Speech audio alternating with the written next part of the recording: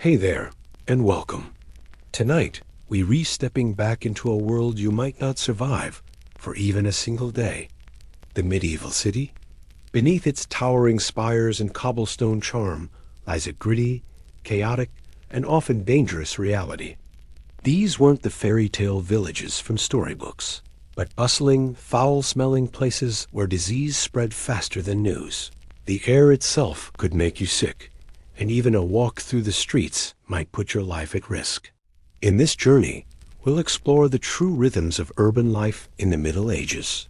From the stench of the morning to the eerie silence of curfew, we'll walk side by side with butchers, beggars, tradesmen, and guards.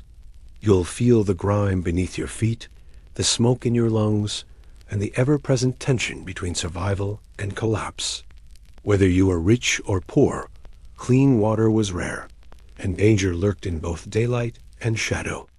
So tuck yourself in, relax, and let your imagination wander through winding alleys, noisy markets, and crumbling city gates.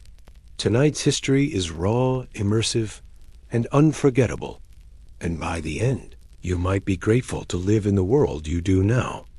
The sun barely grazes the jagged silhouette of the city walls when the first sounds of the day begin to stir. A rooster crows from somewhere beyond the thatched rooftops. Though few rely on it, the city wakes not by nature's rhythms, but by necessity. Already, the narrow alleyways come alive with footsteps, clattering hooves, creaking carts, and the chorus of shouting vendors laying claim to corners before the competition arrives. But what truly marks the beginning of a medieval day isn't sound, it's smell. As you draw your first breath, it hits you. A thick, cloying stench that seems to cling to your nostrils and follow you wherever you go. The odor is a mingling of decay, waste, and smoke, and it's inescapable. Every household, no matter how humble or grand, owns a chamber pot.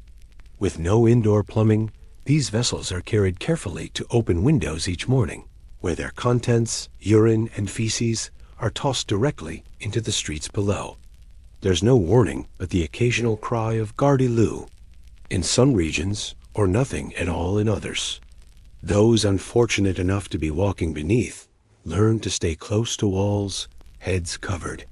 The narrow streets are flanked by timber-framed houses leaning perilously inward, their upper floors almost touching, allowing barely a sliver of sunlight to break through. In these shadowed paths, waste from both man and beast collects in murky rivulets, winding downhill until it joins the open gutters, sluggish canals of filth that snake through the heart of the city. Rats scurry alongside them, emboldened by familiarity. Their presence is constant, their squeaks as common as birdsong, their disease-bearing bodies unnoticed or ignored. Livestock roam freely. Pigs snuffle through refuse heaps, geese waddle aimlessly, and the occasional goat bleats from a doorway where it's been tied with fraying rope. Horses clop past, leaving steaming piles in their wake, quickly trampled underfoot and smeared into the cobblestones. For the average person, especially the poor, shoes are thin and worn. Many walk barefoot, their soles hardened by necessity, their feet stained permanently by the city's grime. Infections from even minor cuts are common and often deadly. Smoke clings to everything. Fires burn in every home for warmth or cooking, but few chimneys function well. Soot drifts from rooftops and curls out from cracked shutters, turning the city air heavy and choking. At dawn, it settles low in the streets, combining with the reek of rot, and refuse to form an atmosphere that seems to cling to your skin. Even indoors, the smell persists. Damp straw bedding, unwashed bodies, the ever-present scent of mold and mildew. Bathing is rare. Public bathhouses exist, but are often associated with immorality or sin, and most people believe that hot water opens the pores and invites sickness. Instead, they rely on dry rubs, wiping themselves with cloth, or perfuming their clothes with lavender or rosemary. These small tokens do little to mask the overall aroma. In the markets, where people jostle shoulder to shoulder, The air is thick with the odor of sweat and earth, the human scent of survival. Water, a supposed source of cleanliness, is a danger all its own. Wells are few and often contaminated. Some draw water from streams outside the city, but even those flow past fields where animals graze and relieve themselves. Brewing ale becomes more than a luxury. It's a necessity. Even children drink weak beer, as the boiling process during brewing kills many of the waterborne pathogens. The brewer's art becomes not just a profession, but a public health service. As you pass through the city center, the butcher's quarter announces itself before it's seen. Here, fresh kills hang on iron hooks, and rivers of blood mix with sawdust on the floors. Dogs slink beneath the tables, licking at offal and gnawing discarded bones. The smell of death is part of daily life, inescapable, unremarked upon. By midday, the sun has warmed the cobbles, and the morning's mess has begun to ferment. In summer, flies cluster thickly on every surface. In winter, the cold damp only deepens the mildew and the lingering odor of rot. The scent of the medieval city is not one of occasional offense. It is constant, layered, and pervasive. It's something you wear, something that becomes part of your clothing, your hair, your breath. And yet, people continue. They wake, they stretch, they gather water and bread, and prepare for the labor of the day. Children play in alleys they know to avoid at certain times. Women sweep stoops only to watch more filth settle. Men shout and laugh and trade, their voices hoarse from the air they breathe. Life persists. The human spirit finds its rhythm even here, in the stink and chaos, in a world where discomfort is a constant companion. But for the outsider, for you, it's an assault, a test of endurance. You may think you could adjust, that with time the stench would fade into the background. Perhaps. But the people who live here don't adjust so much as endure. And they do so not because it is easy, but because there is no other way. The city is their world, their cage, their sanctuary. And its morning stench, that awful, unshakable reminder of decay and life, is the scent of home. The morning air in a medieval city was not fresh. It did not carry the crispness of dew or the soft fragrance of leaves and blossoms as it might in the countryside. Instead, it arrived thick and weary, an old companion, already heavy before the first breath was taken. The act of inhaling was not a pleasure. It was a necessity, one that brought with it a slow, invisible danger. In these cities, smoke was the most constant presence. It rose from every chimney, every hearth, every corner where a flame was needed to cook, warm, or forge. The fires of blacksmiths glowed from dawn until night, hissing and popping with sparks as hammers rang on metal. Their coals burned hot and dark, spewing soot that clung to buildings, drifted onto rooftops, and settled in windowsills like snow made of ash. But this was just the beginning. The city itself was a forge, always burning, always breathing. Households relied on open fires indoors, most often fueled by soft coal, peat, or whatever could be scavenged, twigs, dried dung, bark. These fires smoked constantly, and few homes had chimneys in the modern sense. Instead, the smoke twisted through rafters, curling around beams before slipping out through thatch or holes in the roof. Much of it stayed indoors, staining walls, blackening furniture, and coating lungs. The scent of coal hung in the streets like a veil. It mingled with other fumes, the acrid stench of tanning pits where animal hides soaked in vats of urine, and lime, the sharp sting of wood smoke, the greasy vapor rising from cookshops and market stalls. Even those fortunate enough to afford spices and herbs in their kitchens could not escape it. The city's breath entered every window and crevice, and no herb could mask it. Tanners were among the most reviled professions, and their work was usually relegated to the outskirts of town, not for the sake of their reputation, but because of the stench. Animal skins, fresh from the slaughterhouse, were scraped of flesh and soaked in mixtures designed to loosen hair and toughen hide. This meant not only urine, but also decaying organic matter, stirred and splashed by hand. The fumes were intolerable, nauseating even to those who worked there every day. And yet, they drifted inward with the wind, settling on bakeries, churches, and homes alike. In summer, the heat intensified everything. Rot moved faster, and decay became more bold. Piles of dung dried to dust and lifted with each footstep. Puddles of standing water turned to scum. Flies gathered in black clouds, feasting and reproducing at a pace that made them impossible to escape. With no sewage system, the streets themselves became latrines, their gutters collecting every bodily waste, animal droppings, kitchen scraps, and blood from the butcher's blocks. These open channels may have helped drain the city during storms, but they did nothing to carry the smell away. When it rained, the effect was no better.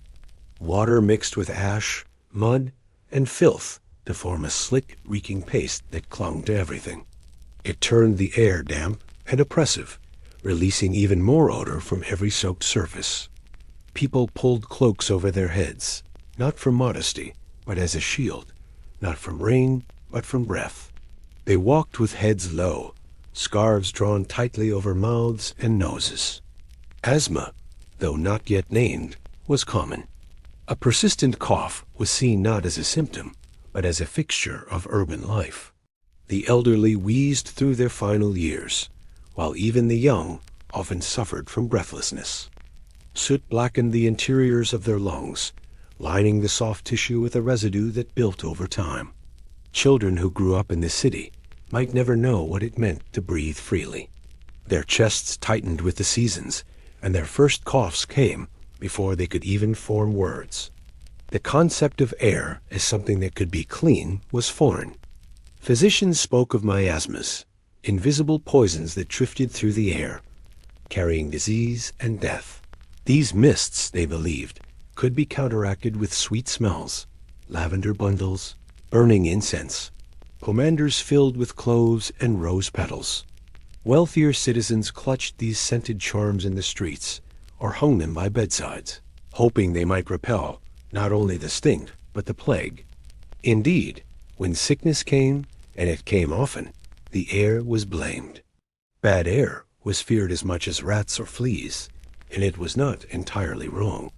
The Black Death, when it swept through Europe, brought horror not just in the bodies it claimed, but in the way it seemed to ride the wind. People reported smells that foretold doom, the scent of death arriving before the symptoms. Entire districts emptied as neighbors fled a smell they couldn't describe, but instinctively feared. Those who lived in the heart of the city rarely escaped it. Walls were high and windows few. Many homes were built shoulder to shoulder, leaving little room for light, let alone a breeze. The air stagnated in these alleys, caught between stone and timber, growing dense with each passing hour. In places like this, even silence had a weight to it. It pressed inward, as though the city itself were exhaling in slow, smothering waves. Night brought no relief. Fires remained lit for warmth, and chimney smoke drifted lazily into the cooling sky. The air became still, but not clean. It gathered in courtyards and corners, thickened with cooking grease and the remnants of hundreds of breaths. In bedrooms packed with entire families, the atmosphere became suffocating. Candles flickered in the haze.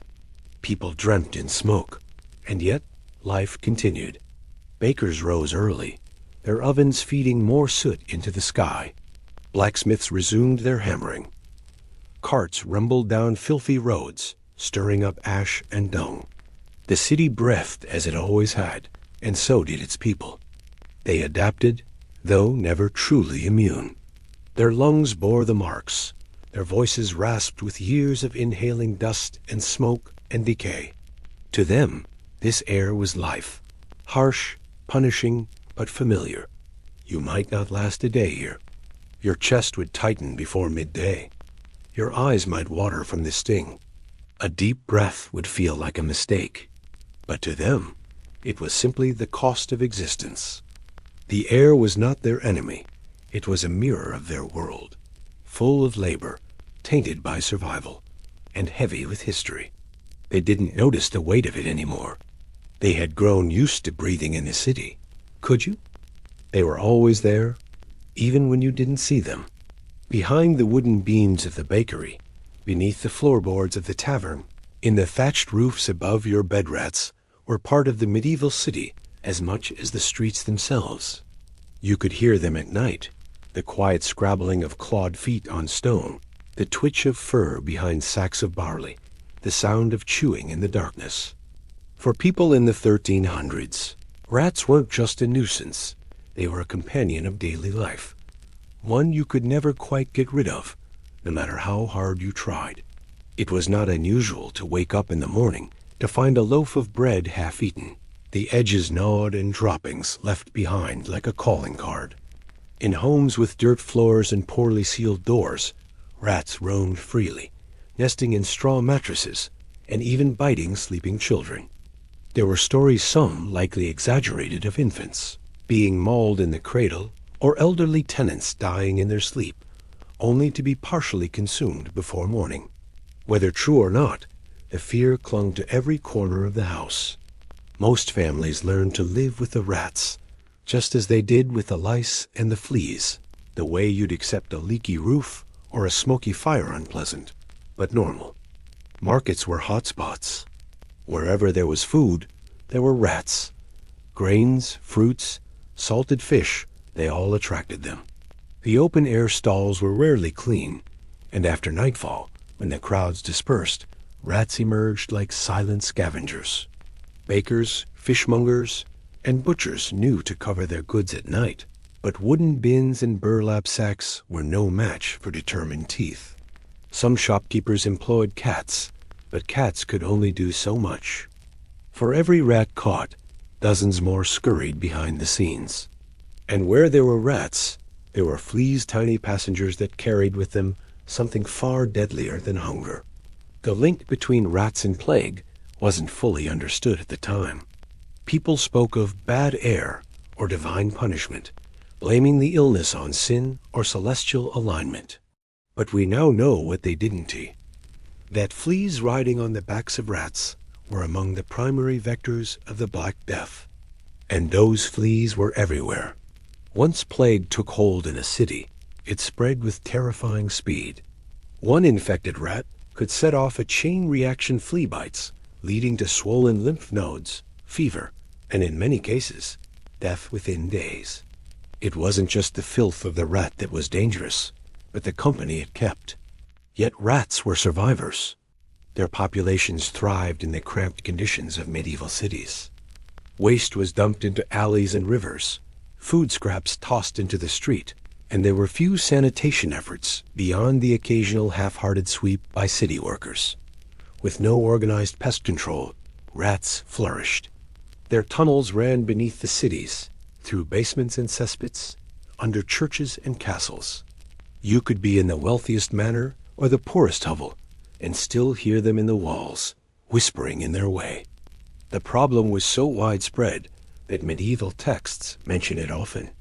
Chronicles, letters, and even church records document infestations. Some towns tried to implement rules like fining households for allowing rats to breed, or for failing to cover grain properly, but enforcement was inconsistent. Occasionally, efforts were made to introduce rat catchers, men who claimed to be able to drive out vermin with dogs, or even with music. The most famous legend of all, the Pied Piper of Hamelin, grew from this very fear. Whether myth or memory, it reflected a deep societal anxiety that rats could take over, that no child, no adult, no community was safe from their reach. And it wasn't just physical danger that rats represented. It was symbolic, too. In sermons, rats were often invoked as a metaphor for sin, corruption, and decay. Their stealth, their appetite, their omnipresence, they mirrored the evils that religious leaders warned against. Artists painted them in the margins of manuscripts as dark omens, crawling alongside demons and thieves. In a world where so much was uncertain, the rat became an embodiment of threat small but significant. Children were particularly vulnerable. In crowded tenements, where large families shared single rooms, the youngest often slept on straw pallets on the floor. At night, in the flickering light of a dying fire, rats would sneak across their limbs, nibbling at sores or uncovered toes. Mothers told stories to scare them into pulling the covers up. The rats will take your fingers if they re not tucked in. Whether it worked or not, no one wanted to find out. The rustling in the shadows was warning enough. By the riverbanks, rats grew even bolder. There, near the tanneries and butcher shops, blood and offal spilled freely into the Thames or the Seine, providing an endless banquet. Boatmen swore they'd seen rats the size of cats. Drunken revelers sometimes threw stones at them for sport, but rats always returned. They were as much a part of the cityscape as the churches or bridges, unwelcome, but never absent. Some monasteries and abbeys, in contrast, tried to hold them at bay with more success. With enclosed walls and more structured food storage, they kept their buildings cleaner than the average urban home. But even monks weren't entirely safe. Records from the 13th and 14th centuries speak of libraries where vellum manuscripts were found nibbled at the corners, chewed through by determined vermin seeking nesting materials. Imagine it a sacred psalter half-eaten by a rat, holy words turned into bedding. In wealthier households, the rat menace took a subtler form. Noble kitchens kept stores of cheese, flour, and dried fruits prime targets. Servants were often blamed if a rat was spotted. A chewed apple might cost someone their job, or worse. Some estates experimented with poison, but with mixed results. While it killed some rats, it often harmed pets, or even people who handled it carelessly. The rat problem remained slippery, stubborn, and ever-present, and so life went on. People learned to adapt. Wooden cupboards were raised off the ground. Food hung from ceilings in baskets, and babies were swaddled tightly to keep the vermin from biting. But still, nothing ever fully worked. Rats were part of the medieval condition, like bad weather, foul smells, or the tolling of the death bell. You could hate them, but you could not escape them. By the late Middle Ages, some cities made progress. Improved sanitation efforts began to emerge in places like London and Paris. Street sweeping became more regular, and public health ordinances were passed to limit food waste. But it was a slow and uneven process. In most towns, rats remained an unwelcome but accepted fact of life. And as the centuries passed, the rat's legacy endured. Even today, when we think of medieval cities, the image of rats in alleyways and plague-ridden streets still lingers. They haunt our imagination, just as they once haunted the walls of every cottage and castle. Not because they were the worst danger, but because they were always there, just out of sight, scratching at the edge of darkness. You could draw a bucket from the well, splash it on your face, take a sip, and be dead within the week. That was the gamble. In the medieval city, water was never just water. It was a decision, a risk, a silent danger in a wooden pail. You needed it to drink, to cook, to wash, but finding water that wouldn't make you sick was a daily struggle. For most, the choice was never about cleanliness. It was about survival. Public wells dotted the city, often found in the center of neighborhoods or near market squares. They were places of chatter and gossip. Women gathered in the early morning hours to fill pails. Children played nearby, and servants waited in line with wooden buckets balanced on hips. But the water in these wells? It was rarely clean. Many were dug too close to latrines, cesspits, or waste dumps. The wooden linings, meant to keep the soil out, eventually rotted and leaked. Human waste seeped into the ground, and with no understanding of bacteria or contamination, people had no idea they were hauling disease straight into their kitchens. In theory, there were rules. Regulations in some towns dictated how far a privy should be from a well, but cities grew quickly and haphazardly. Space was tight, and landlords didn't care about regulations when they could squeeze in one more tenant. So the privy ended up next to the stable, which was next to the alley, which was just a short walk from the well. And all of it horse droppings, human waste, rotting garbage found its way into the groundwater. And yet people drank it. They had to. Rainwater, when collected, was often dirty by the time it trickled off a roof and into a barrel. Rivers were worse bustling highways of pollution. The same river you might wash your clothes in or fish from was also where butchers dumped blood. And offal, where tanners poured lime and urine, where full chamber pots were casually flung from windows into the current below. The smell told you everything. If you lived in a city like London, Paris, or Florence, you knew the scent of the river well before you ever saw it. On hot days, it rose thick and choking in the air. People complained, but there was little they could do. Waste disposal was primitive at best rakers, and muck collectors worked the streets, but they couldn't keep up with the sheer volume of filth pouring out of medieval homes. And so the river became a moving sewer, one you might still be forced to drink from in a dry summer. Boiling water helped, but not everyone had the firewood to spare. Wood was expensive, and heating water took time. Most people didn't bother, unless it was for steeping herbs or making broth. Washing, when it happened at all, was done with cold water, often the same contaminated source used for everything else. Children splashed in it. Clothes were rinsed in it. And if you had a cut on your hand or a sore on your leg, you might soak it in river water without knowing you were letting infection creep in. But not all water was drunk as water. There's a popular myth that medieval people drank beer because water was too dangerous. And while it's true that ale was a staple of the diet, it wasn't quite the frothy, intoxicating brew we imagine today. What most people drank was small beer, a weak, barely alcoholic beverage brewed quickly and consumed fresh. It was made with barley or oats, boiled during the brewing process, and considered safer than raw water. Children drank it, the elderly drank it, even monks drank it during fasting periods. In many homes, especially in Northern Europe, small beer was the default. It didn't get you drunk. It quenched your thirst, and thanks to the boiling, it was less likely to carry disease. But it wasn't universal. Brewing took time, ingredients, and some skill luxuries not everyone could afford. And so even though beer was common, it wasn't a total solution. People still drank water.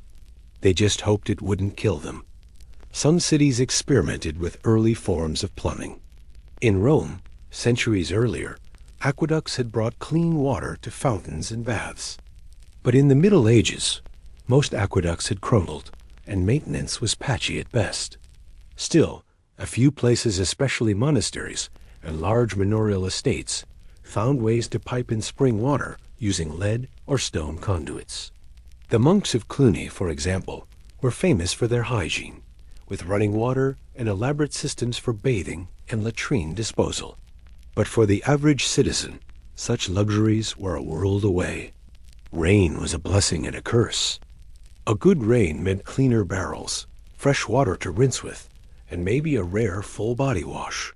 But it also meant overflowing cesspits, muddy streets, and runoff that washed filth into wells and cellars. Some cities installed rudimentary drainage ditches, but they often clogged. When storms came, sewage spilled over the stones, turning alleys into foul streams. Those who could afford it hired water carriers. These were men often strong, broad-backed, and always tired who delivered water door to door. They carried it in barrels or leather bags, sometimes mounted on carts. In theory, they brought cleaner water from nearby springs or less polluted wells. In practice, it depended. Many filled their barrels wherever it was convenient, and few customers asked questions. They just paid the coin and hoped for the best. But hope was no defense against cholera or dysentery. Outbreaks were common. In some cities, sudden waves of diarrhea or vomiting would tear through neighborhoods. No one knew why. Physicians spoke of imbalance in the humors, or perhaps bad air. Remedies included purging, bloodletting, or aromatic herbs, none of which addressed the real cause: bacteria in the water. Children were hit hardest. A simple drink on a hot day could turn into a death sentence within hours. And yet, water wasn't just a threat. It was part of the rhythm of the city. Wells were gathering places. Fountains, when they existed, were points of pride decorated with carvings, guarded by stone lions or saints.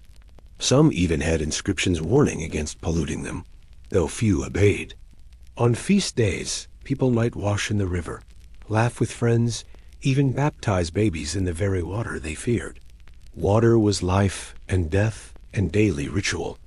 It soaked into every corner of city life. It was the splash on your face in the morning, the rinse of an apple before a meal, the broth in your stew. And it was the lurking threat in every cup. No one had the language for microbes, no concept of germ theory, but they knew deep down that something wasn't right, that some water made you sick, that the wrong stream could take your child. By the late medieval period, some reformers began to take action. Wealthier cities funded cleaner aqueducts. Town councils passed ordinances requiring cesspits to be covered or emptied regularly.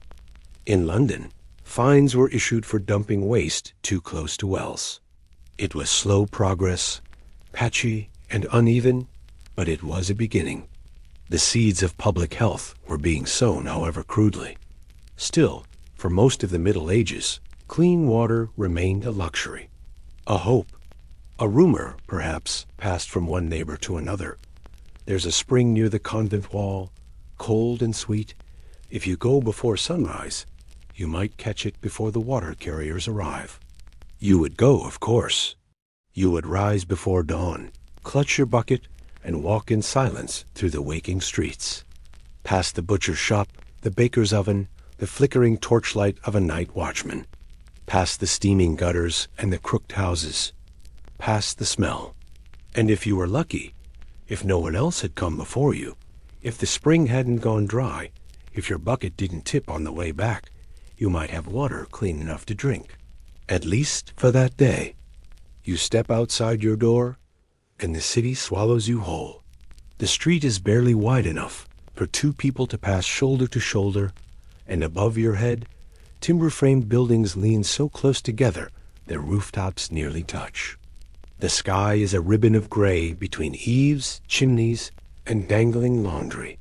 If you weren't born here, if you hadn't learned to trace the city by instinct, by smell, by sound, you'd be lost within minutes. In truth, even the locals sometimes lost their way. The medieval city was not built. It grew. It sprouted from crossroads, around rivers, through crumbling Roman ruins, across hills, and into valleys, each generation stacking houses atop houses, barns beside shops, workshops beside shrines. Planning was rarely part of the process. There were no zoning laws, no street grids, no real intention beyond squeezing in one more home, one more stall, one more stairway into the ever-shifting puzzle of stone, wood, and cobble. You wouldn't find a signpost. Not really. At best, a wooden board might hang from a rope, bearing a painted symbol, a boot for a cobbler, a tankard for a tavern, a wheel of cheese for a dairy seller. The literate few might follow the names of wards or parishes, but most people navigated by memory. Turn left at the fishmonger with the crooked window. If you see the tanner's barrels, you've gone too far. Stop when you smell the bread. Directions were poetic out of necessity. To walk through the medieval city was to walk through a maze. Alleys turned abruptly, splitting into forked paths or dead ends. Some narrowed so sharply you had to turn sideways to squeeze through. Others dipped suddenly, descending into muck-filled gullies or climbing uneven stone stairs worn smooth by centuries of feet. At night, the darkness deepened the confusion. With no public lighting, the city turned pitch black after sundown, lit only by flickering torches, moonlight, or the lantern you brought with you. Getting lost wasn't just an inconvenience. It was dangerous. Thieves and footpads lurked in the shadows, and one wrong turn could take you far from safety. Rain made it worse. Cobblestone streets turned slick and treacherous, and the poorly drained paths became shallow rivers. In wealthier quarters, you might find wooden planks laid across puddles or narrow gutters to channel the flow. But elsewhere, water simply pooled, mixing with animal dung, food scraps, and human waste. Shoes sank, hens soaked, and carts got stuck in the mud. Merchants cursed, children splashed, and women lifted their skirts as high as modesty allowed. There was no uniformity. Streets changed names without warning, or bore several at once, depending on who you asked. A route might be called Pig Lane in one breath and St. Mildred's Way in another. One might vanish entirely during renovations, or be blocked by a new building. No notice given, no plan consulted. Doorways opened straight onto alleys. Staircases descended into cellars that jutted beneath the street, and balconies leaned out precariously, dripping rainwater onto passers-by below. And yet, the confusion had a strange rhythm. Children playing in the alleys could dart through 10 turns in seconds, their feet knowing every twist. Market vendors knew the shortcut behind the apothecary, the one that let you reach the square before the morning crowd arrived. The town crier, despite his heavy bell and booming voice, moved swiftly through the tightest corners. Delivery boys memorized routes like blood through veins. They had to. Even the sounds helped you navigate. The clatter of iron from the blacksmith meant you were near the forge. The cries of gulls pointed you toward the river. The smell of fish told you the market was close, while the sweet tang of yeast and warm bread led you toward the bakery. The city spoke to those who listened. It whispered in smoke and manure, called out in bells and hammer blows. During festivals, the narrowness became unbearable. Streets overflowed with people hawkers, jugglers, musicians, pilgrims. Processions squeezed through impossibly tight spaces, with crowds pressed chest to chest, jostling for space, breathing one another's air. When plague swept through the city, these cramped alleys became death traps. There was no room to avoid the sick, no distance between a cough and your lungs. Smoke from burning herbs filled the air in a futile attempt to ward off disease, mixing with the damp rot of the streets.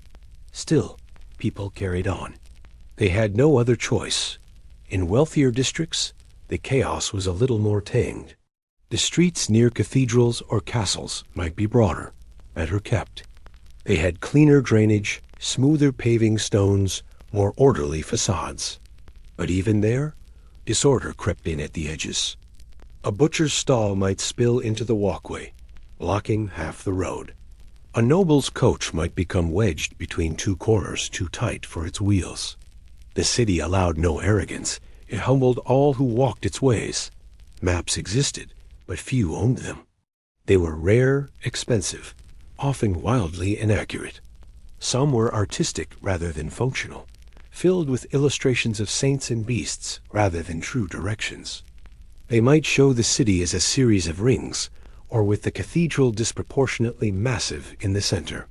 For real navigation, people relied on human guides, that is. If you were new to the city, you paid a boy to lead you. He might take you directly, or he might detour through side alleys and hidden corners to impress you with his local knowledge. But for all its disarray, the narrow labyrinth of the city had its charm. It protected. It concealed. In times of trouble, locals could vanish down side paths and vanish from pursuers who didn't know the way. Thieves had escape routes. Lovers had meeting spots.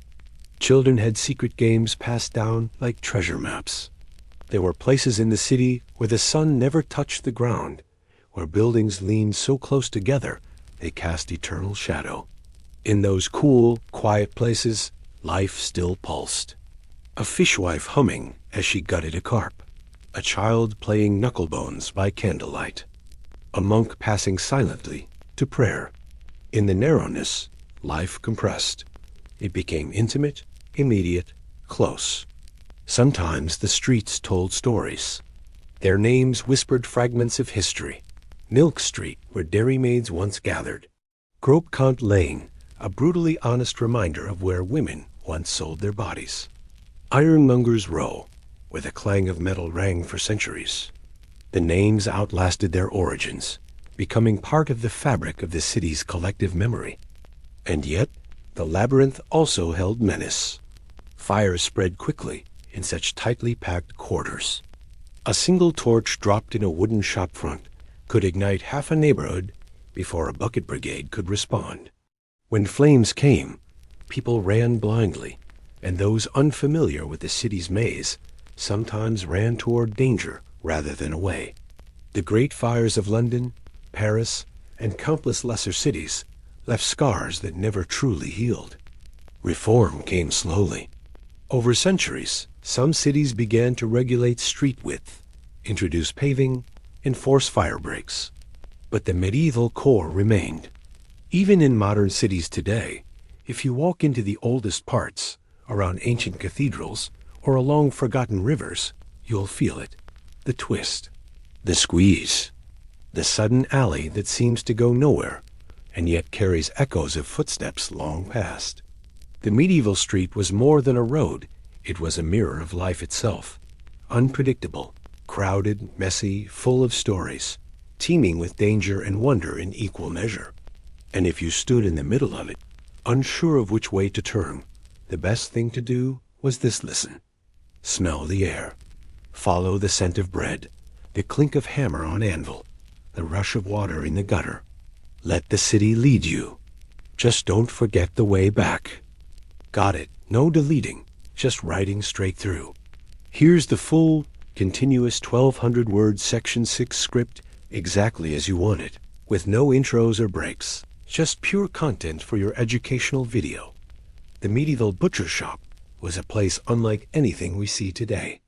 It was raw, open, and often overwhelming, a vivid display of the city's most basic and brutal reality, the processing of meat. Blood stained the cobblestones beneath your feet. Carcasses hung from iron hooks above, and the thick, pungent scent of decay and animal fat filled the air. This was not a tidy shop, but a public spectacle where life, death, and survival met face to face. Meat was highly prized in medieval cities, but without refrigeration or modern sanitation, it was difficult to handle safely. The butcher was essential an expert who transformed live animals into the cuts that fed the city's population.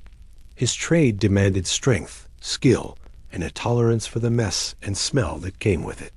Approaching the butcher's shop, the first thing that hits you is the smell. The iron tang of fresh blood mingles with the greasy scent of fat and the sourness of exposed offal. This powerful odor mixes with the usual city smell smoke from hearth fires, damp stone, rotting garbage, and the faint aroma of baking bread nearby. The shop itself is a rough wooden structure or open front stall on a busy street or near the market square.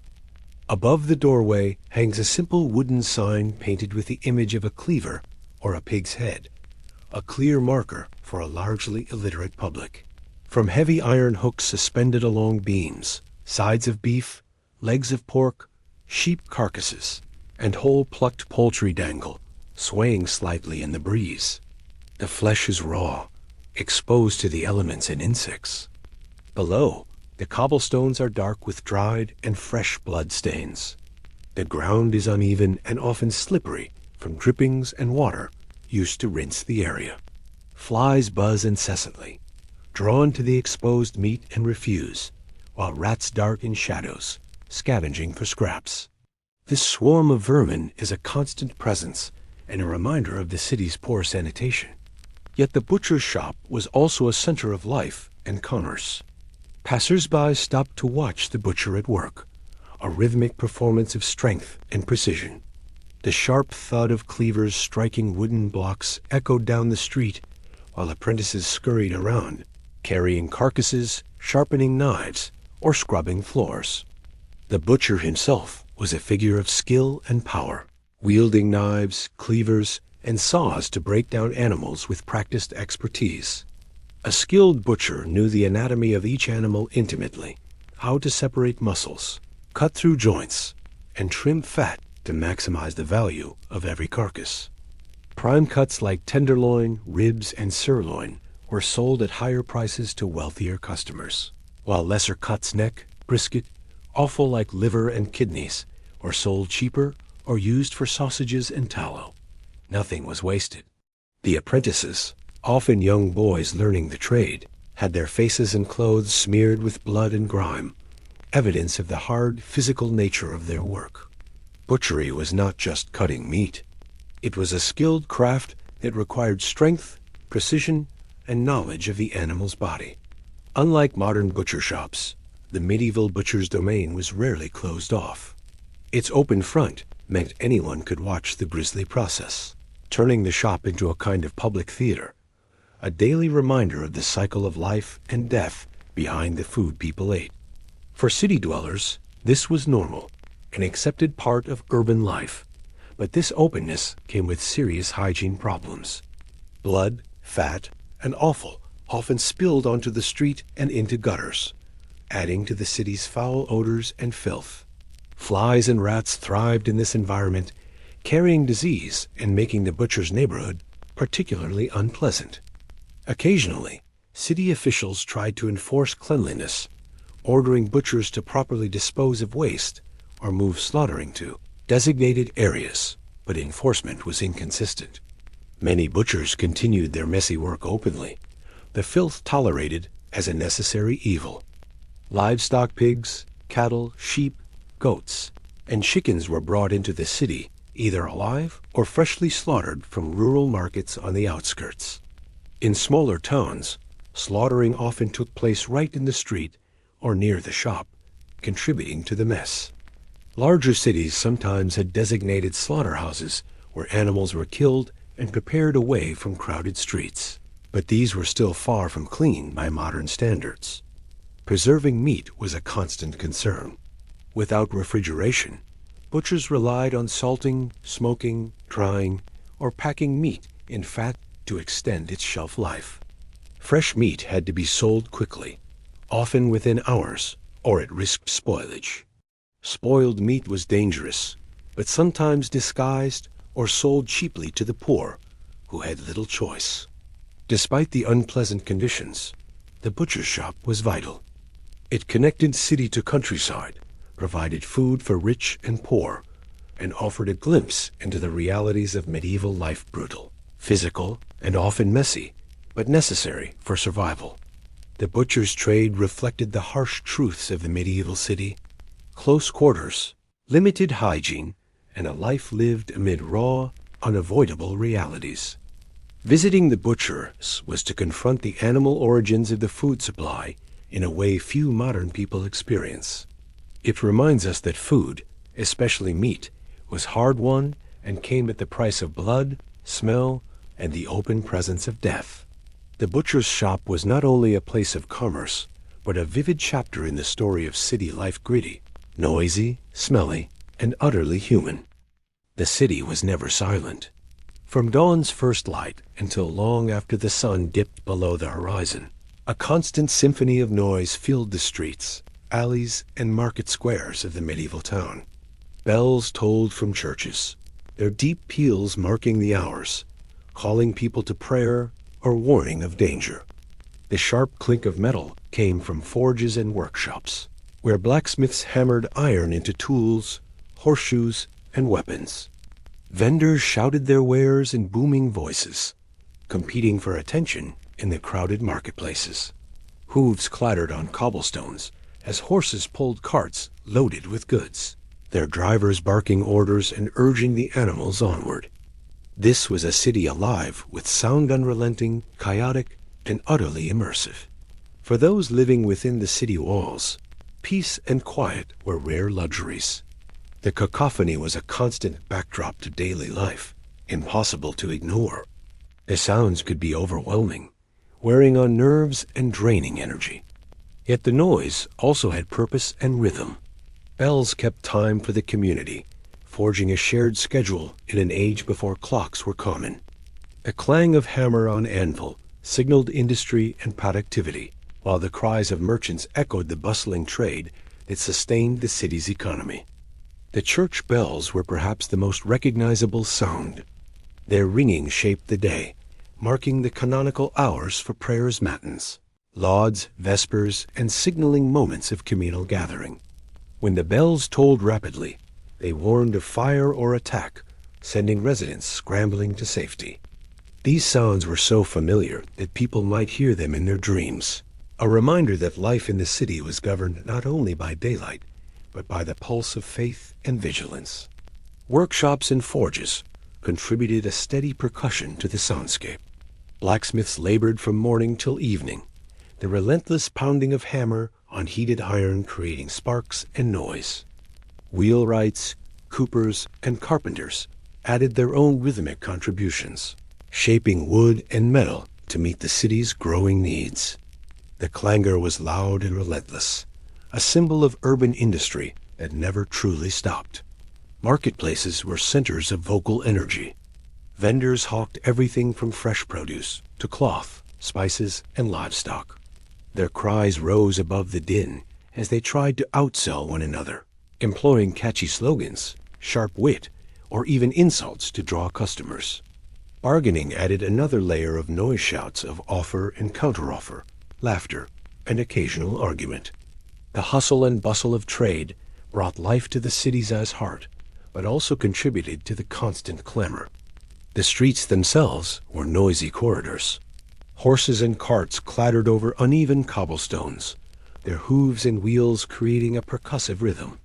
Drivers shouted instructions to their animals, warning pedestrians or signaling turns.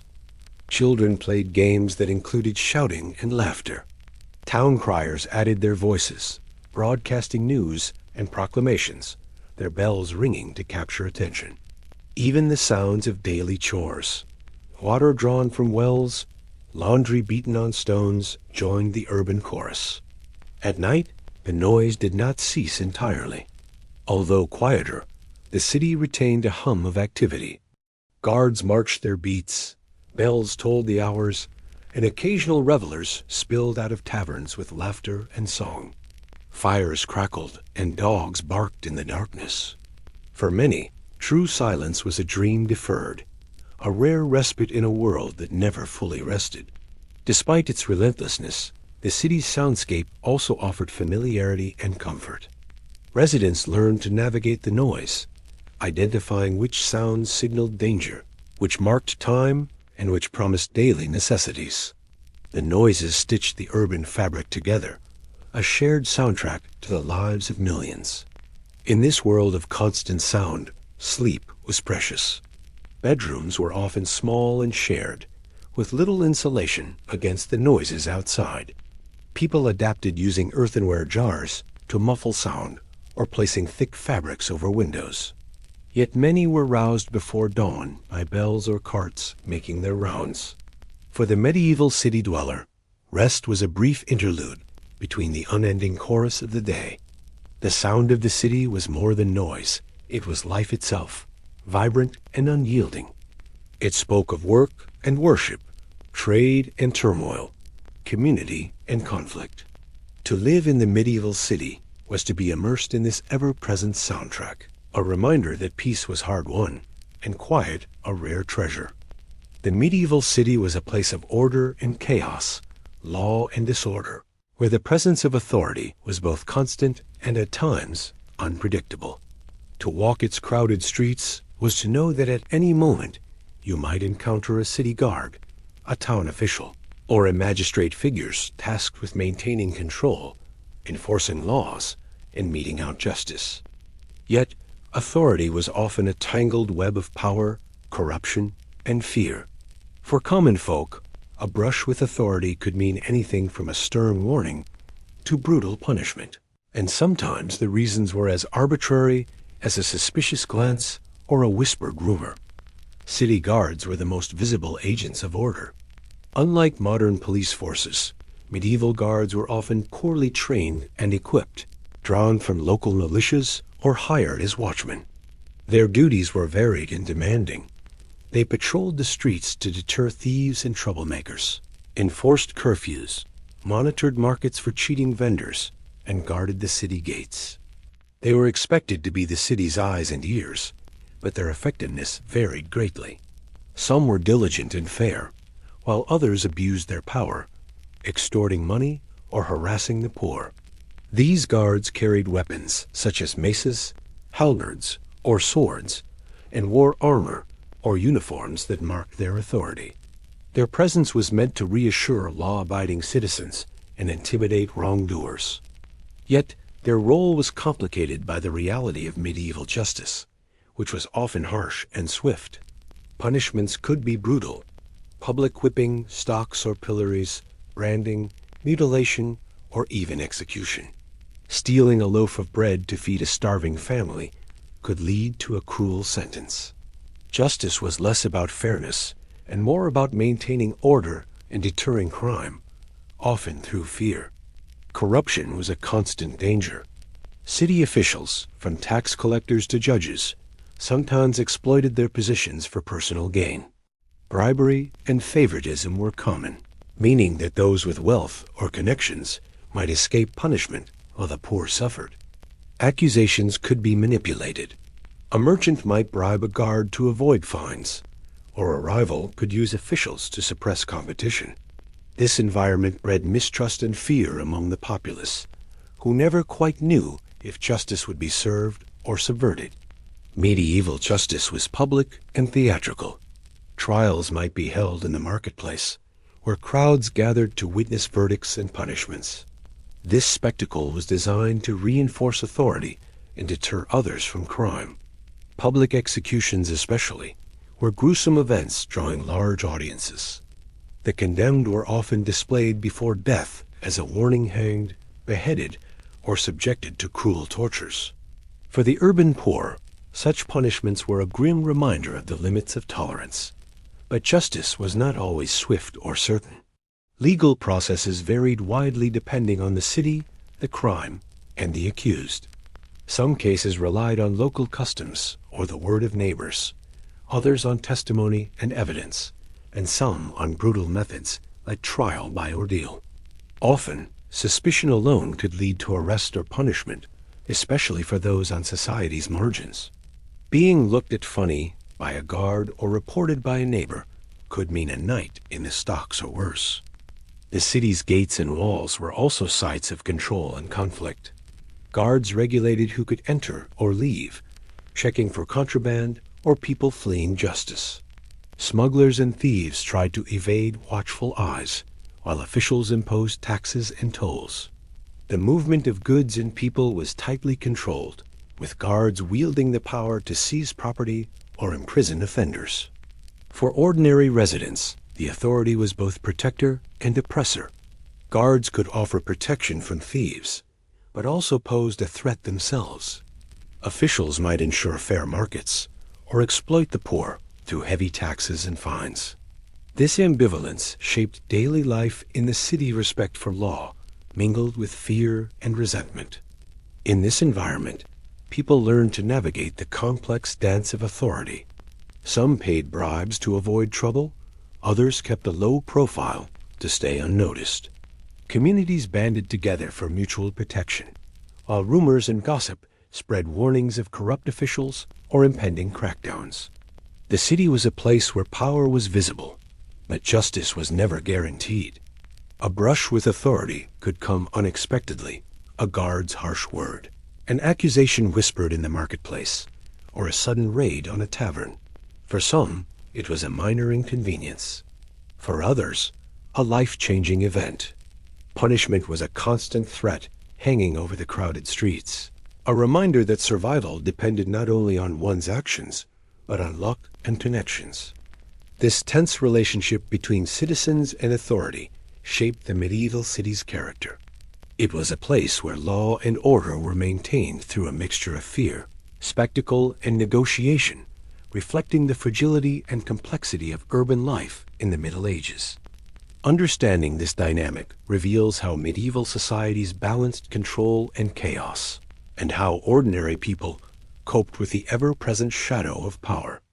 The market day was the heart of the medieval city's rhythm, a bustling, vibrant, chaotic event that both sustained the community and tested its resilience.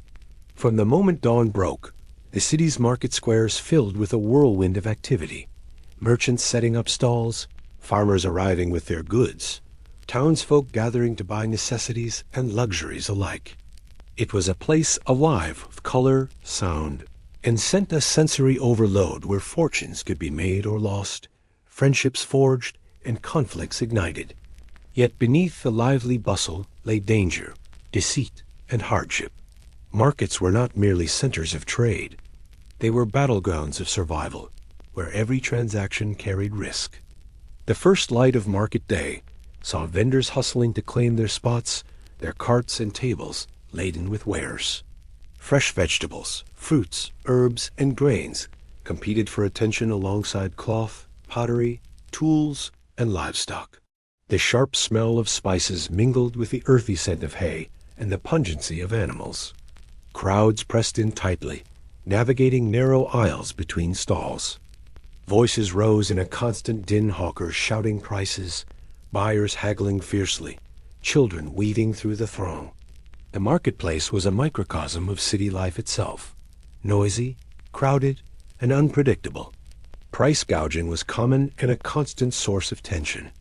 Merchants knew that demand often outstripped supply, especially before harvest or during shortages, and they exploited this with inflated prices. For many poor city dwellers, a loaf of bread or a bit of cheese could cost more on market day than usual, forcing difficult choices. Official market regulations existed, often enforced by market wardens, but these were unevenly applied, and enforcement was lax. Vendors found ways to cheat, selling lesser quality goods as prime, using false weights, or passing off spoiled produce. Buyers had to be shrewd and cautious, inspecting goods carefully and bargaining hard. The risk of stolen goods was ever present. Markets were prime hunting grounds for thieves, pickpockets, and con artists. The dense crowds provided perfect cover for sleight of hand, while stalls laden with valuables attracted unscrupulous buyers and sellers alike. Stolen cloth, jewelry, or livestock might change hands openly if buyers were willing to take the risk. Market officials tried to root out thieves, but corruption among guards or market wardens often hampered efforts. As a result, vigilance was essential. People guarded their purses, kept an eye on their goods, and sometimes formed groups for mutual protection. Spoiled meat and other food hazards added another layer of danger. Without refrigeration, meat had to be sold quickly and carefully. Yet some vendors hid the signs of spoilage, relying on customer ignorance or desperation. Eating bad meat could cause illness or worse, but for many, the risk was worth the chance to fill an empty stomach. Similarly, fruits and vegetables might be bruised or worm-eaten, and grains could be infested with pests. The market's sensory overload made it difficult to detect all dangers, turning every purchase into a gamble. Beyond commerce, markets were social hubs. People met to exchange news, gossip, and ideas. Musicians, performers, and storytellers added to the lively atmosphere, entertaining crowds and earning coin. Religious festivals and civic announcements often took place in the market square, drawing even larger crowds. Yet this mingling of so many lives also heightened the risk of disputes, arguments over prices, accusations of cheating, or personal grudges could flare into violence. Market day could end in fistfights, or worse, drawing the attention of city guards. For merchants, market day was a crucial time. Successful sales could mean the difference between profit and ruin. But the pressures were intense. They had to transport goods safely into the city, set up stalls quickly, and attract customers in a noisy, competitive environment. Weather was another unpredictable factor. Rain could turn dirt paths to mud, spoiling goods and deterring buyers. Hot sun might wilt vegetables and overheat the crowded square.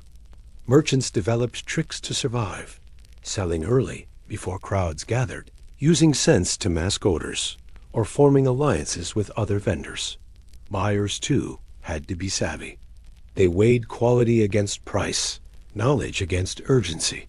Some specialized in certain goods, becoming trusted regulars who knew which vendors to avoid and which offered fair deals. Others came to the market only occasionally, risking deception out of necessity. Children and apprentices often ran errands, carrying baskets or money, learning the art of negotiation by watching elders. Markets were schools of commerce, teaching survival skills beyond mere buying and selling.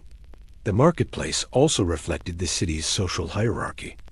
Nobles and wealthy merchants had access to finer goods, imported spices, silk cloth, rare wines, while the poor relied on basic staples, often of lower quality. Some markets had special sections or times for different goods or customers. Vendors might differentiate their wares by language, price, or appearance to attract specific clientele.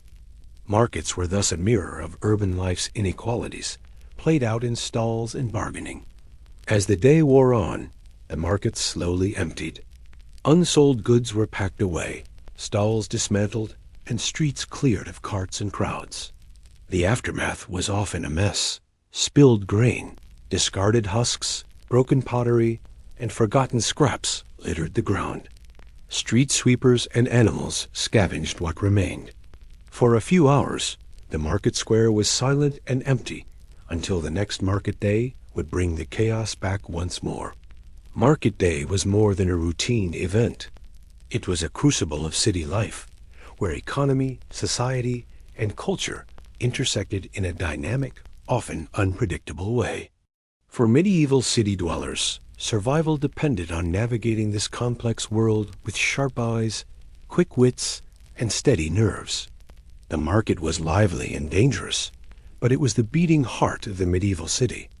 The medieval city was a tinderbox, a sprawling maze of narrow streets lined with timber-framed houses, thatched roofs, and wooden shops, all packed so closely together that the fire risk was ever present and terrifyingly real. Open flames flickered everywhere in hearths used for cooking and heating, in candles and oil lamps lighting homes and streets, and in workshops where craftsmen shaped metal, glass, and wood. Without modern fire safety measures, and with no organized fire brigades to respond quickly, a single spark could ignite a blaze that raced through the city like a living creature, devouring entire blocks in a matter of hours. Fires were not just common. They were a persistent and deadly threat that shaped life in medieval cities. The construction materials alone made fire an almost inevitable disaster waiting to happen. Timber frames were the norm, with many buildings constructed on wooden beams and filled with combustible materials like straw, hay, and cloth. Roofs were often thatched with dry reeds or straw, creating highly flammable canopies. Streets were narrow, limiting airflow, but also providing little room to fight fires or escape once they began. Inside homes and workshops, open hearths were essential for cooking, warmth, and craftwork. These hearths were typically large open fires, sometimes set into stone or brick, but often surrounded by timber.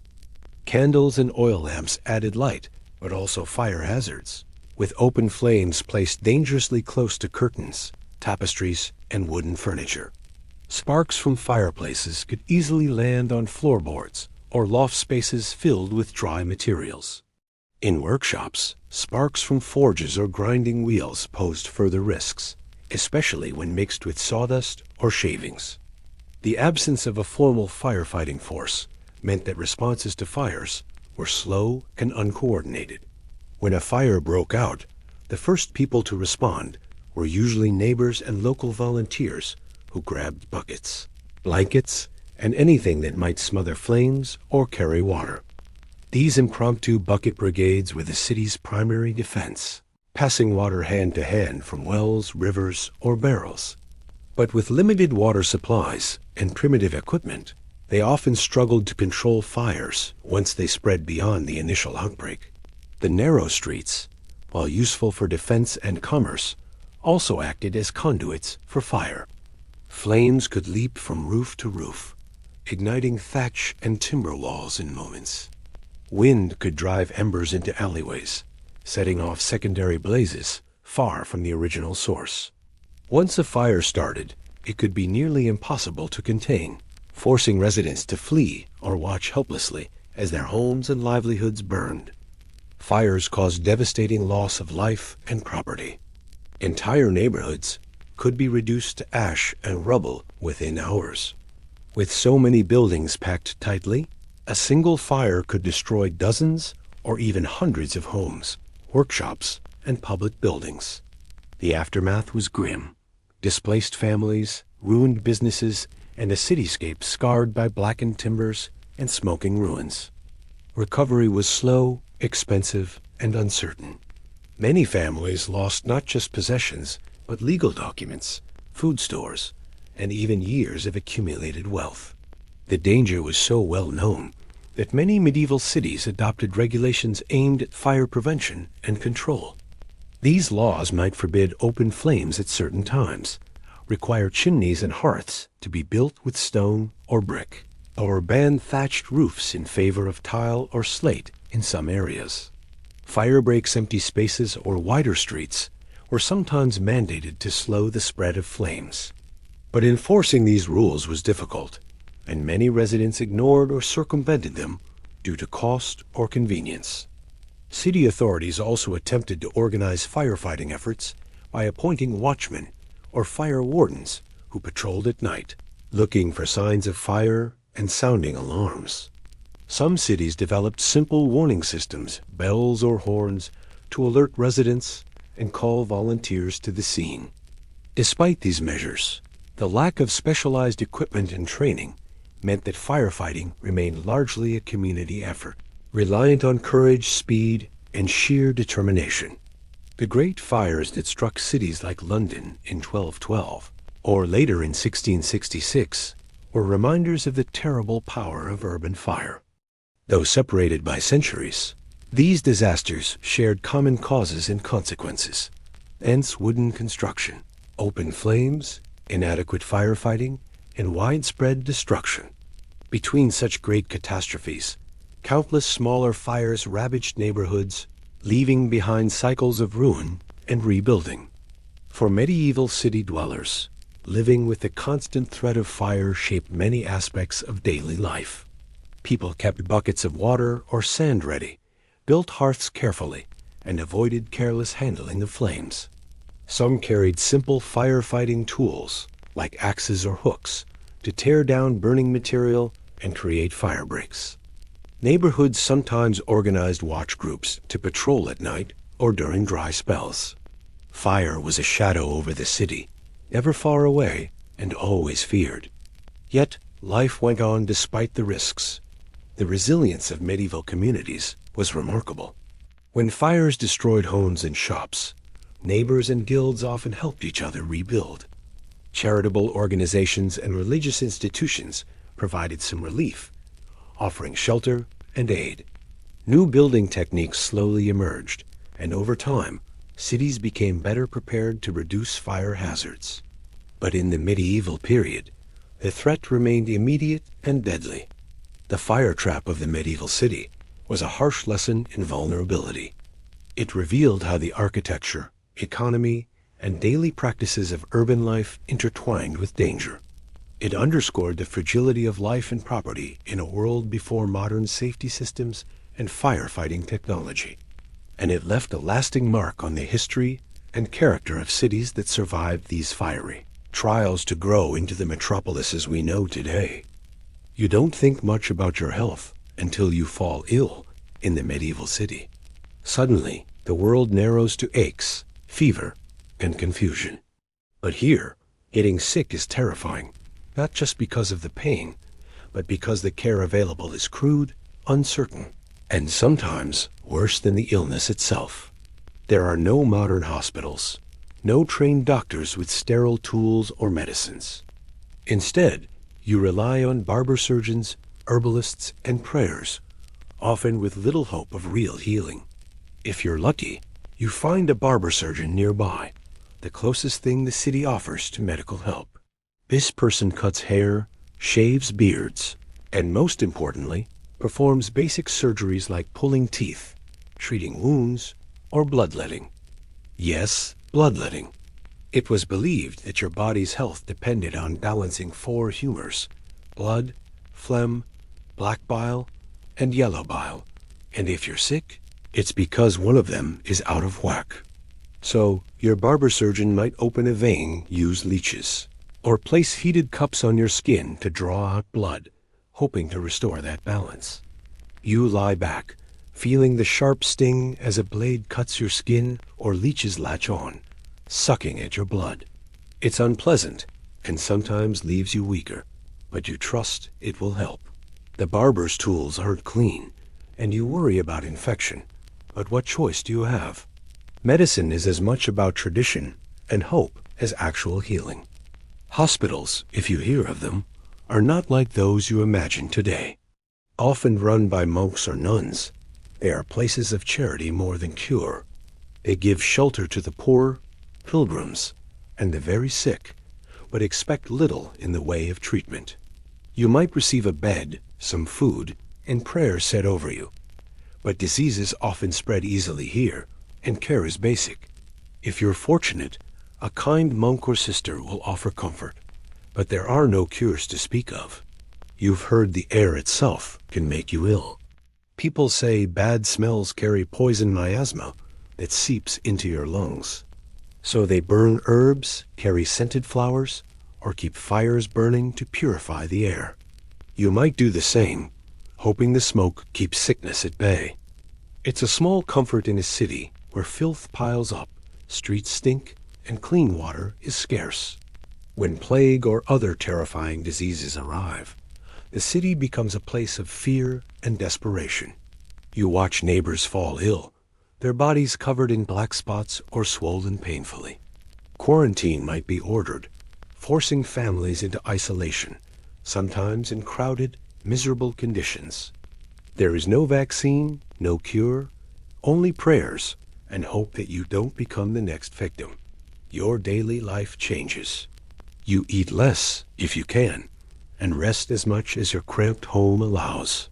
Family members try to care for you, but they worry about catching your illness. Your neighbors may avoid your house, whispering that you're cursed or unclean. Social stigma clings to sickness, especially to diseases like leprosy, which carries its own exile to colonies outside the city walls. If you have leprosy, you may be forced to live apart, seen as a danger rather than a neighbor. Doctors, if you can afford one, consult dusty old books written in Latin, full of theories about stars, humors, and bodily fluids. They might recommend bloodletting, herbal potions, or diets to restore balance. Surgery is rare and terrifying. No anesthesia means you endure pain awake, and infection is often fatal. The healing arts are a mix of science, superstition, and religion. You cling to folk remedies and traditions. Perhaps a neighbor or herbalist offers you teas made from plants, poultices to soothe wounds, or charms to ward off evil spirits. Sometimes these remedies help, sometimes not. In times of crisis, prayer becomes a medicine of its own. Churches fill with the sick seeking divine intervention. The reality is harsh. Without clean water, proper sanitation, or understanding of germs, sickness spreads quickly. You see children coughing, mothers weeping, and streets emptied by death. But amid the fear, people show resilience. Communities share food, care for the vulnerable, and keep hope alive. Getting sick in a medieval city means confronting uncertainty, pain, and social isolation. It means trusting those with limited knowledge, enduring treatments that sometimes harm, and relying on faith when all else fails.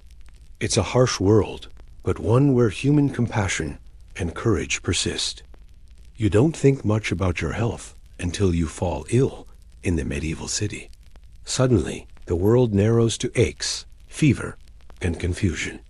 But here, getting sick is terrifying, not just because of the pain, but because the care available is crude, uncertain, and sometimes worse than the illness itself.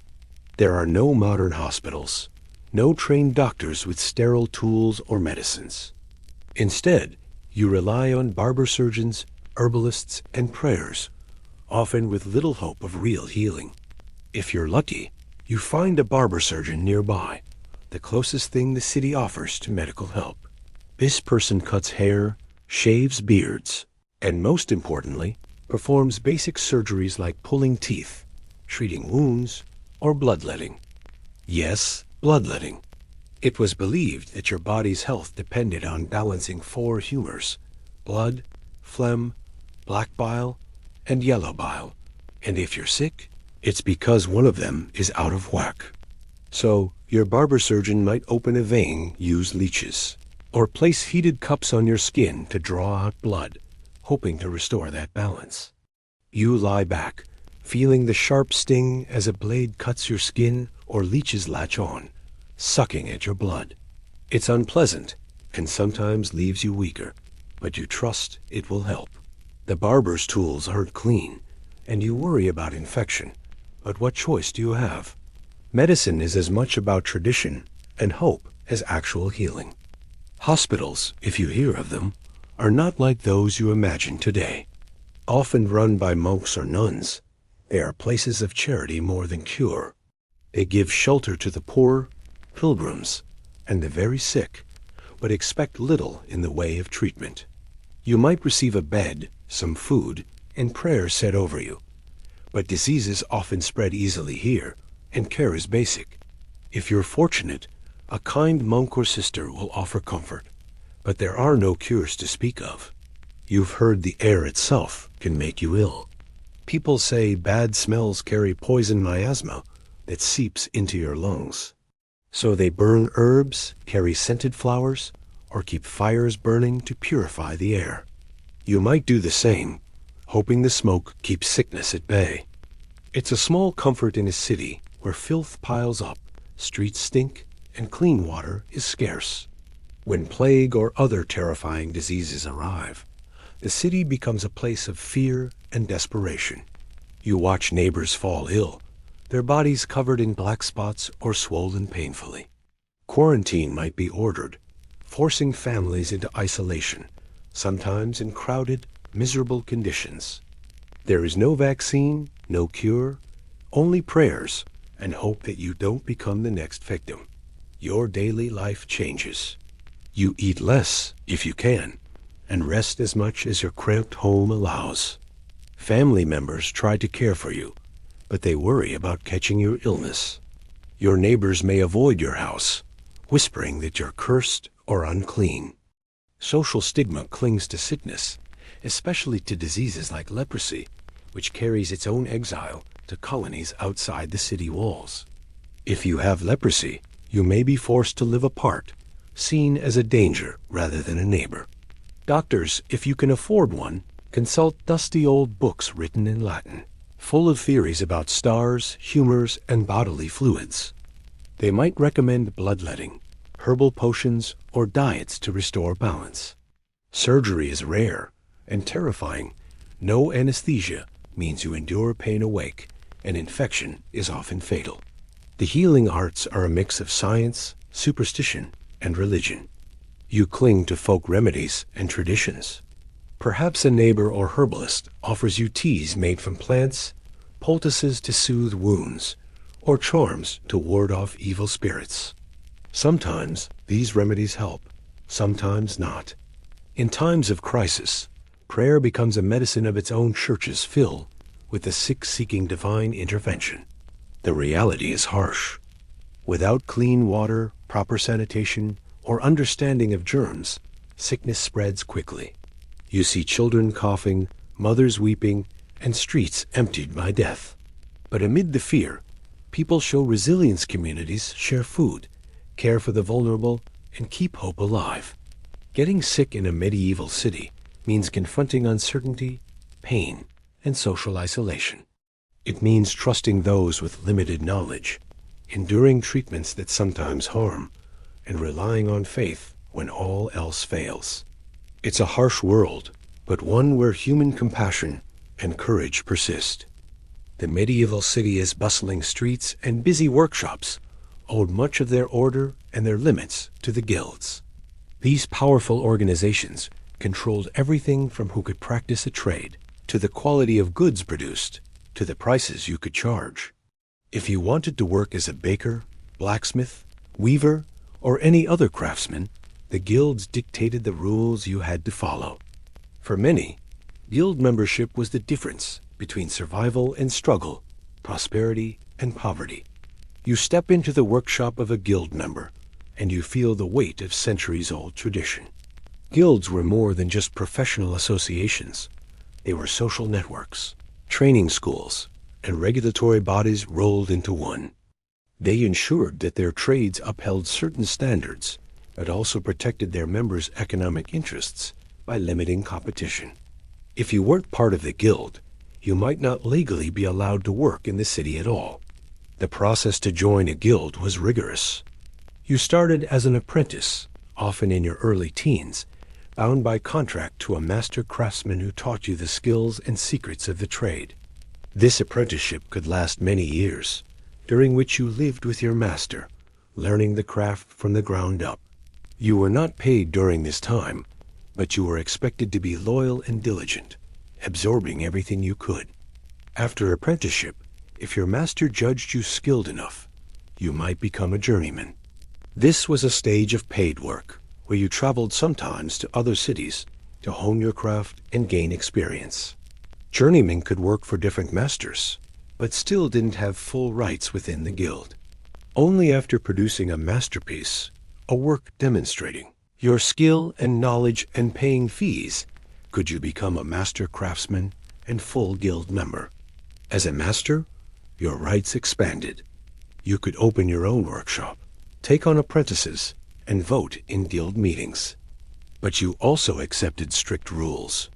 The guild controlled the quality and methods of production, making sure that all goods met certain standards. Poor workmanship or cheating customers could lead to fines, expulsion, or worse. This was vital for maintaining the guild's reputation and protecting the market from inferior goods. Guilds also regulated prices, often setting minimum and maximum rates for goods and services. This price control was meant to prevent ruinous competition and protect members' livelihoods. But it could also stifle innovation or keep prices artificially high.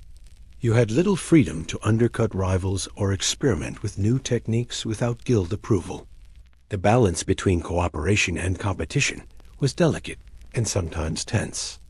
Membership fees and dues were another obligation. You paid regular contributions to support the guild's activities, which included social events, charity, and mutual aid.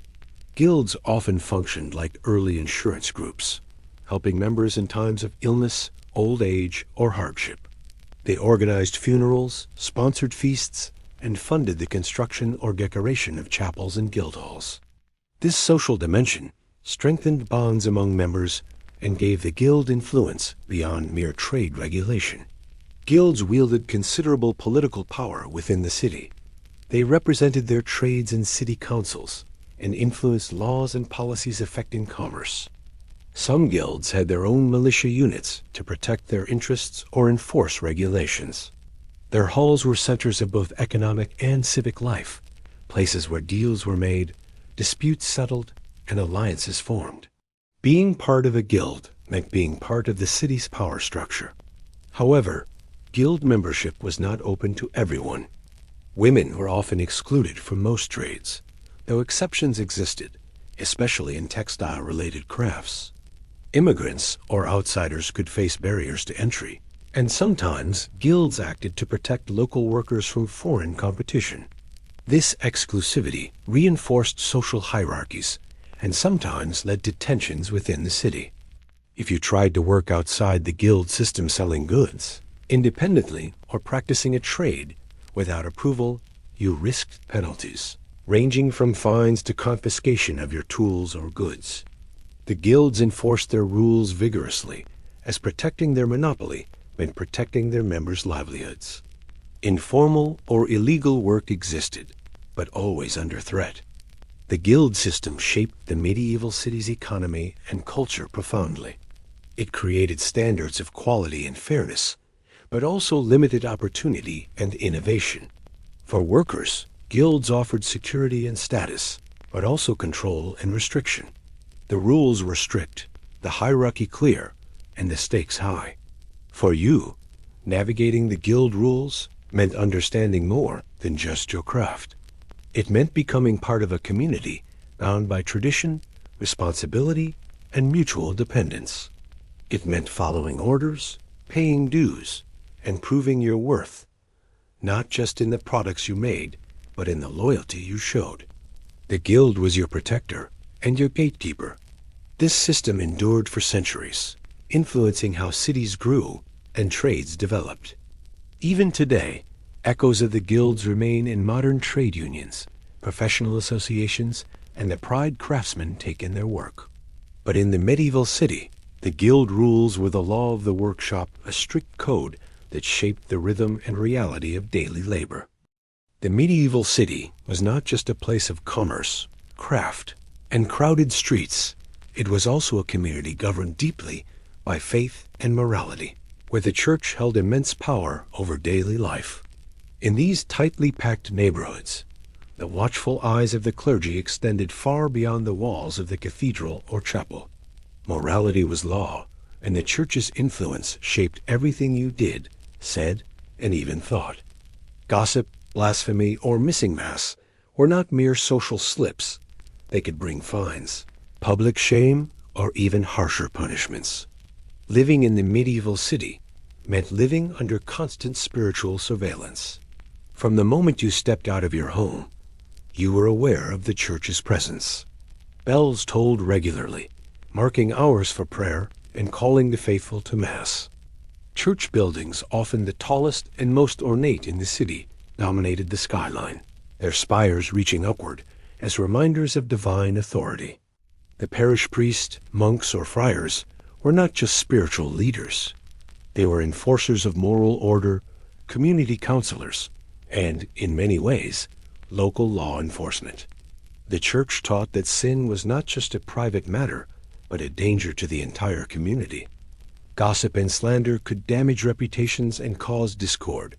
Blasphemy was a direct offense against God, and skipping Mass was seen as neglecting one's spiritual duty. Because the community's well-being depended on everyone's moral conduct, these acts were taken seriously. You quickly learned that your words and actions might be reported to the local clergy or church officials, who kept close watch on behavior, both in public and private. Church courts had authority to try cases involving moral offenses. Unlike secular courts that dealt with theft or violence, ecclesiastical courts focused on sins and breaches of religious law.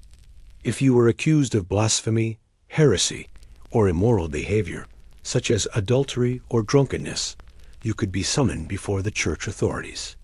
Punishments ranged from public penance, where you might stand before the congregation confessing your sins, to fines, fasting, or even imprisonment in church jails. Public penance was a particularly humiliating form of punishment. You might be required to wear a special garment or carry a cross as a sign of your sinfulness. On certain days, the community gathered to witness your confession and forgiveness, a reminder to all of the consequences of straying from the righteous path. The church used such spectacles not only to discipline, but also to reinforce social norms and unity. Missing Mass was another serious offense. Attendance was expected every Sunday and on holy days, and failing to appear could result in fines or public rebuke. Mass was not just a religious ritual, it was a communal obligation binding the city's residents together. Skipping it was seen as turning your back on both God and your neighbors. You might be questioned by the priest or confronted by church wardens tasked with maintaining order. The church also played a key role in regulating social behavior. It set guidelines for festivals, marriages, funerals, and even daily interactions. Celebrations had religious significance, and any deviation from approved practices could provoke censure.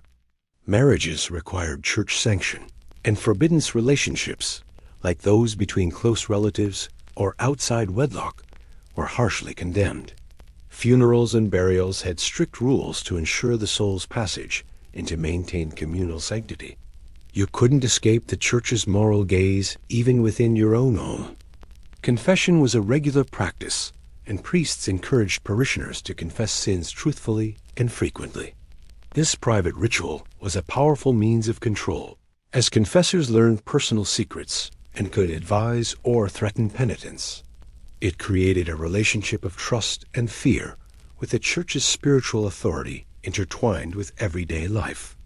Beyond individual behavior, the church was deeply involved in charity and social welfare, but always within the framework of moral order. Alms were given to the poor, hospitals were run by religious orders, and festivals included acts of charity. Yet this care came with expectations of humility, repentance, and adherence to Christian virtues. The church's power was both nurturing and disciplinary. The clergy themselves varied in influence and reputation. Some priests were compassionate and dedicated, helping their communities through hardship. Others were corrupt or lax, using their position for personal gain. Still, their authority was generally unquestioned, backed by the belief that they acted on behalf of God.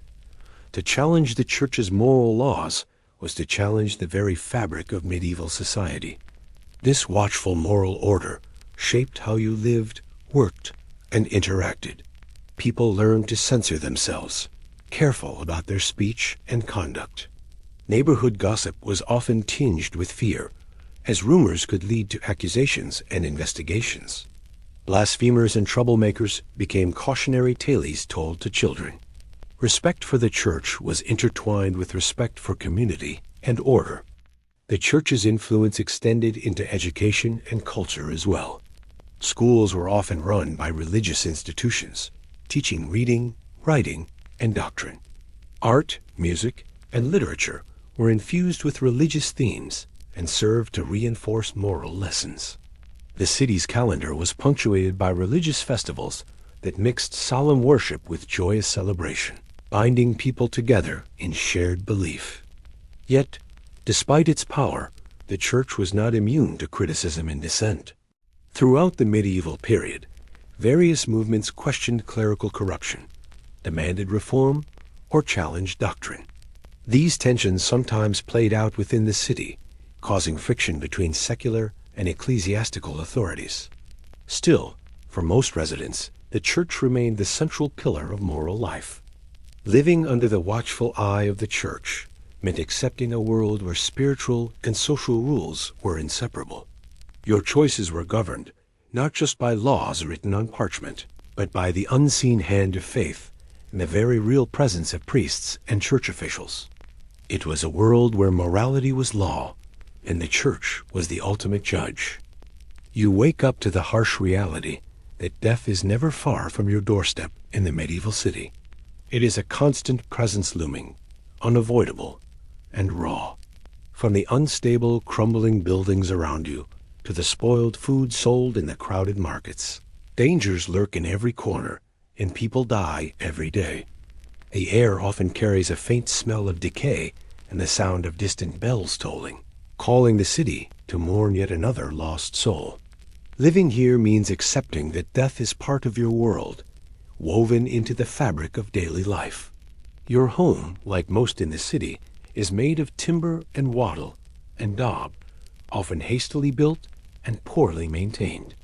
You know that the slightest accident, whether a collapsing wall, a falling beam, or a fire, could kill you or your neighbors.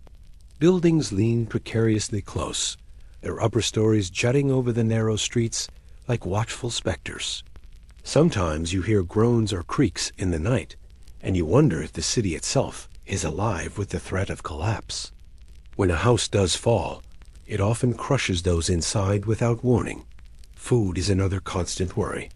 Markets bustle with vendors shouting and jostling for your attention, but you know better than to trust all that you see. Meat might be rotten, fish spoiled, or grain infested with weevils. Without refrigeration or proper storage, food spoils quickly, especially in the summer heat. You've seen people fall ill after eating tainted goods fever, vomiting, and cramps that sometimes lead to death. Food poisoning is common, and its symptoms can strike suddenly and cruelly. Water is no safer. Wells and rivers run close to cesspits, latrines, and open drains. You worry every time you drink, knowing that waterborne diseases like dysentery and cholera spread swiftly through the city. When sickness comes, it doesn't discriminate, striking children, adults, and the elderly alike. You watch your neighbors weaken and waste away, sometimes with no help except prayer. The crowded streets are breeding grounds for disease.